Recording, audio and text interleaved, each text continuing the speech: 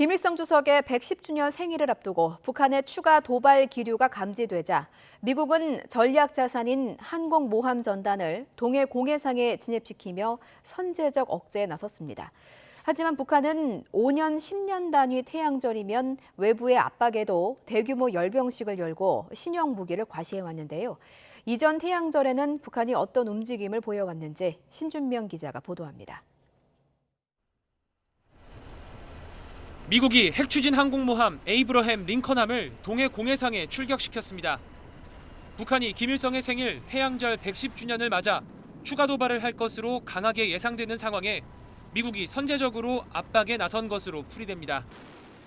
일본에 항모 전단이 있음에도 불구하고 별도의 항모 전단을 동원했다라고 하는 것은 역시 북한에 대한 경고의 메시지를 담고 있다.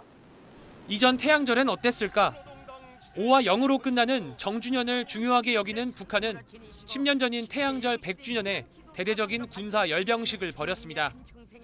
당시 김정은 국방위원회 제1위원장이 최초로 대중 앞에 나와 공개 연설을 하며 김정은 체제가 열렸음을 알리기도 했습니다.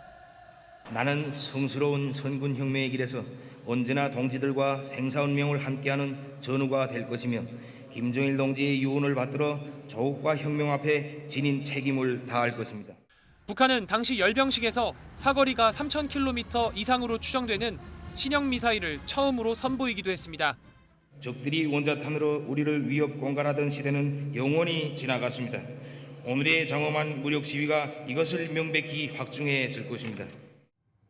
이후 5년 뒤인 태양절 105주년에도 북한은 열병식을 열고 새로운 ICBM 추정체 3종을 공개하는 등 군사력을 과시했습니다.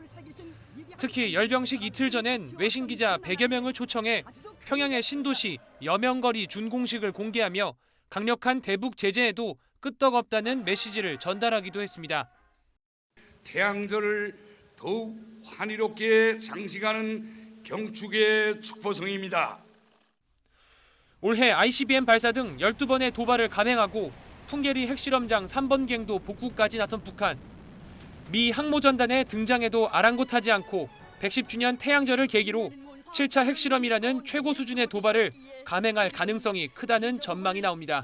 YTN 신준명입니다.